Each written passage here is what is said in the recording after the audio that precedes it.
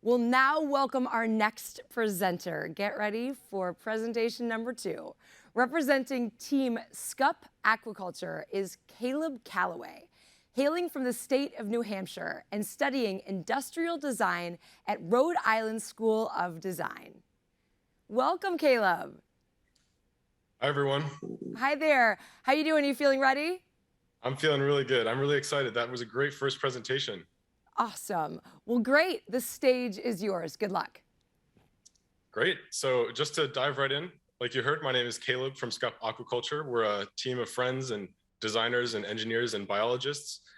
And our initiative focuses on equitable use of ocean space in the form of aquaculture infrastructure developed on offshore wind sites. We hope to manage and strengthen the relationships between traditional ocean industries and renewable energy developments. Our problem hinges on ocean resources. Globally speaking, we need more sustainable food, and we're running out of space in the ocean to produce it. So how can we build a future-facing circular food system offshore? This illustration is a quick glance into our solution.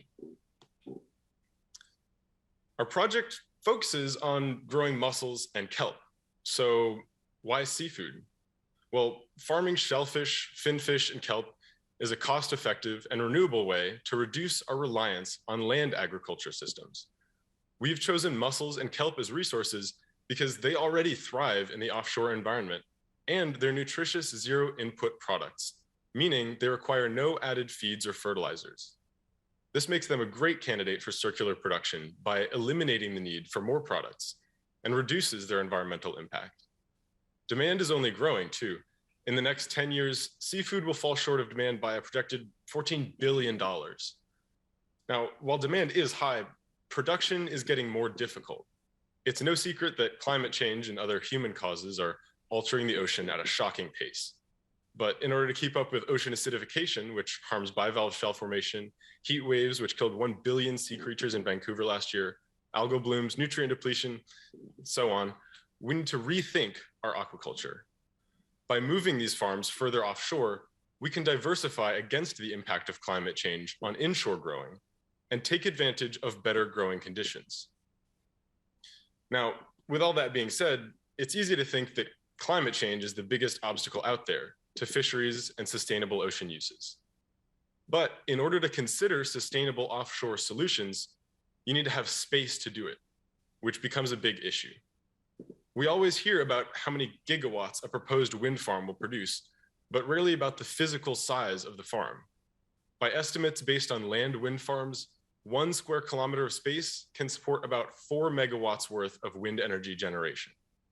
In the United States, the current 30 gigawatt development plan for offshore wind could translate to around 7,500 square kilometers of ocean space used, which is almost 3,000 square miles. This map shows just a few of those future sites planned in the Atlantic under the Bureau of Ocean Energy Management. Now, if you're a fisherman, that's a scary thought, because in an industry already facing climate, economic, and labor challenges, getting shut out of an area the size of Puerto Rico is more than just an annoyance. Wind farm space is effectively unavailable to other commercial uses for a number of reasons, and the ocean as a whole gets busier every year. And it's not just wind farms either. Looking at this map, for example, which covers around 100 square miles of the North Sea, you can see that it's really just a complete mess. This map shows features such as shipping lanes, zoned commercial areas, economic zones, pipelines, energy sites, undersea cables, protected areas, and more, all of which restrict ocean use.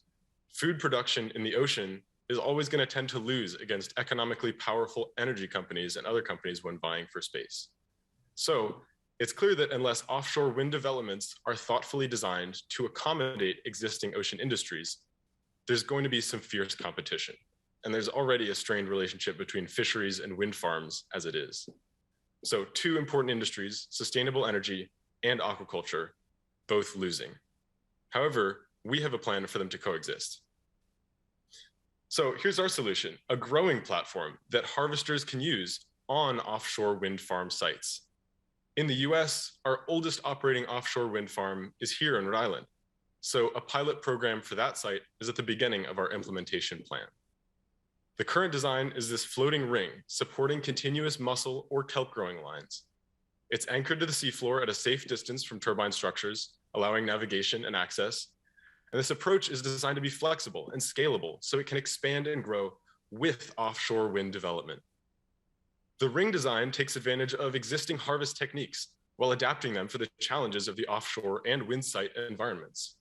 Safety, durability to sea conditions, navigation, and insurability are just some of the constraints we work with. Throughout, we also need to replicate current growing practices as closely as possible to keep harvesters' barrier for entry low. When our platforms are developed and ready to go, our primary role will be to manage and coordinate the relationships between wind farms and harvesters. A key reason that plans like ours have never seen full-scale operation is the complexity of those relationships. If you're a wind farm, you have liability and insurance concerns about other operations nearby impacting your structure. And as a harvester, you have concerns, for example, about how being offshore will change your operations. And for both parties, navigating the permitting process for a multi-use site is a new and time-consuming process.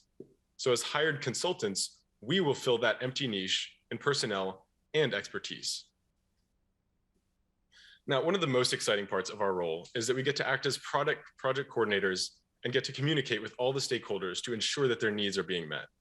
We've been in long-term contact with several parties on all sides, including offshore wind developers, Rhode Island-based shellfish and seaweed harvesters, permitting authorities, folks that are in oceanic and atmospheric administration.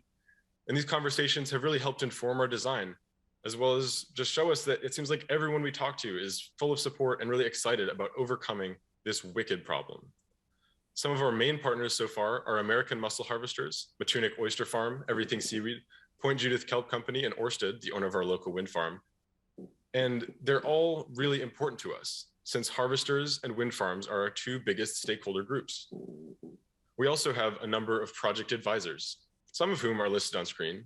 They're researchers, industry representatives, government officials, a really diverse crowd of people just helping to make this work.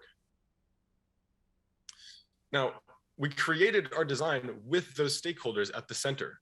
You can see some earlier versions of the platform on screen, and every change we've made is really just based on feedback from them and from our many advisors. For example, the ring shape is a response to sea conditions and concerns about species entanglement that are issues with more traditional long line aquaculture or cages like you see pictured. The continuously looping mussel rope is an adaptation to standard harvest techniques, for another example. Now, moving forward with additional funding, our primary goal is working towards a 2-year pilot program off the Block Island Wind Farm in Rhode Island. This would allow us to continue our iteration process while also conducting required environmental monitoring, which can secure the site for commercial shellfish production. As our prototyping and testing develops, these funds would be instrumental in making it all happen. So to wrap up, our vision of the ocean sector has various users working together in a challenging global landscape. We are part of a future with food security as we fight climate change, a future where ocean innovation empowers everyone, and where limited ocean space is democratized. Thank you all so much for your support, and let's go back to the studio. Great job, Caleb. Thank you so much. And we're gonna let the judges talk amongst themselves for a few minutes. So let's chat. Read in your bio that you have a background in wild bird rehabilitation. I would love to know, and I'm sure everyone watching would love to know more about that. Tell us how you got interested in it and what that's all about. Sure. So as you mentioned, I'm originally from New Hampshire, and in the neighboring state of Vermont, there's a really great rehabilitation center where I started working at a very young age, actually, as a volunteer, even just feeding the birds around there. So there's a lot of work to do there and a lot to learn. So as a rehabilitation center, we would take care of a lot of, even birds of prey and raptors, as well as songbirds, pretty much any kind of bird you can imagine, we would bring in, and would also run many education programs out of there. So public outreach was a big part of what we did. That's great. Birds are such special creatures. Thank you for that work. Thank you. I love that you got involved by volunteering as well. That's important. Can you tell us about your team? How did you guys find each other? How did you connect? Yeah, I'd love to. So our team is a really kind of eclectic group. We all met as friends when the team began as this kind of little group. We were all just students here at the Rhode Island School of Design, working on this environmental problem that we saw around us. You know, we're here in the ocean state, as it's called.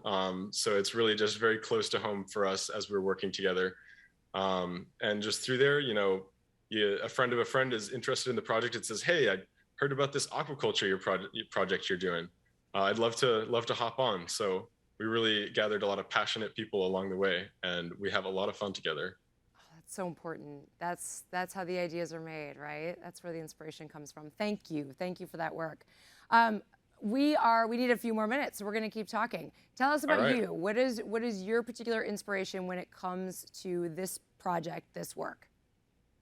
Sure. So as a designer in training, I'm really drawn to just the really interesting challenge of how can we actually make this work. You know, the future moving forward is such a complex landscape that it's really not only a good intellectual problem, but really an emotional one for me and for the rest of my team, because, you know, this is the world we're going to be living in for hopefully a long time. So we have a lot of passion just around, you know, not only making something that is going to be useful for the people around us, but also something that is really interesting for us to work on along the way. That's so great. I feel that. Thank you so much for this work. Thank you. Judges are ready, so they're going to give you some Q&A. Good luck. All right, thank you. Hi, judges. Hello, I'll lead off. So thank you very much for a great presentation. And I think I speak for everyone when I say that the context and the way that you're looking at this problem is very exciting. And I think the solution space is very compelling. I have a question regarding, it's a two-part question. First of all, clarity on the model of actually your company that you're aiming to focus on. Are you aiming to develop a consultancy? Are you aiming to do the implementation in terms of infrastructure? You touched on, so that's part one. And because you touched on the area of consultancy already, that you would be consultants in the mix. If that's part of your model, I wanted to, if you could speak to the expertise that your team brings to the table, because it strikes me that these are very complex relationships that you alluded to, and, you know, with no kind of deep industry or government expertise. What do you think you can bring to the table from that perspective in terms of managing those relationships, and what makes your team the right team to do that? Sure. So to start off with your first question about business model, really, so in terms of distribution, you mentioned, you know, are we going to be responsible for, you know, fulfillment of the actual devices? To a certain extent, and especially at the beginning, certainly we would be. But just because of, you know, our faith in the importance of this project, we really want to make that technology more openly available, which is why our actual business depends more on that consultancy that you mentioned. So really just bringing our ability and coordination to the relationships is more of the role that we would take in terms of, you know, producing profit, for example. Because otherwise we really, you know, we hope that that technology itself could be really widely available as it scales around the world. Now to talk to your second question, in terms of the skills that we offer for consultancy, we have been in this project for a while, so we do have a lot of insights into the field. Certainly, you know, we're students. We don't have those long-term industry connections that you might be thinking of, that a lot of consultants have. But the really important part of the niche that we're filling is really that mediation and understanding aspect. And as designers, engineers, and thinkers about the problem, we really have a handle on that. So as partners in the industry, we have all the resources we need to actually mediate those relationships and fulfill what we need to. Thank you.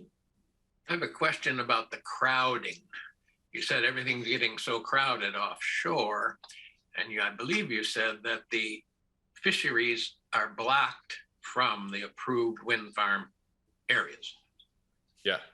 You said that, right? So, but why then is the SCUP system going to be allowed in the wind farmed areas, because that will you'll have boats coming in and out harvesting. So why are you going to be allowed to do that? Sure. So a big reason that the permitting doesn't really exist right now is a matter of convenience.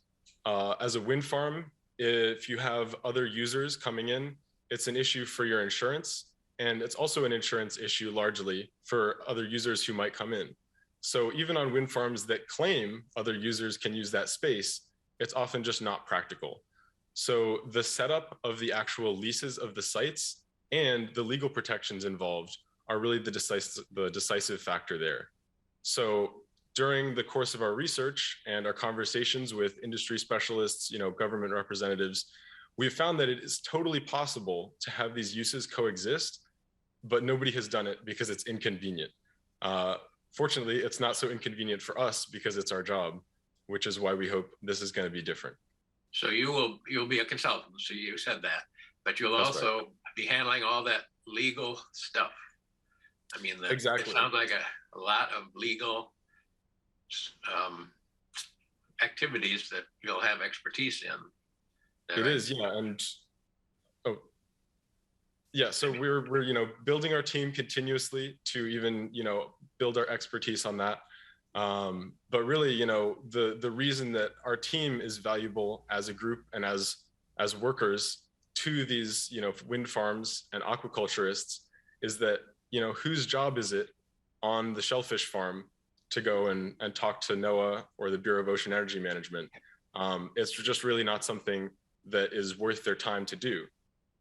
But we see it as worthwhile to do, but obviously there's a gap in who's supposed to be doing it.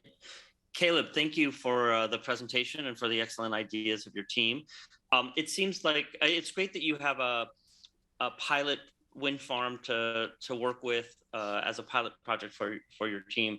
I'm concerned about the complementary growth that your solution has with wind farms, because wind farms haven't increased rapidly, certainly not as rapidly as many people would like. So how do you plan to grow to scale, being constrained by the production of more wind farms?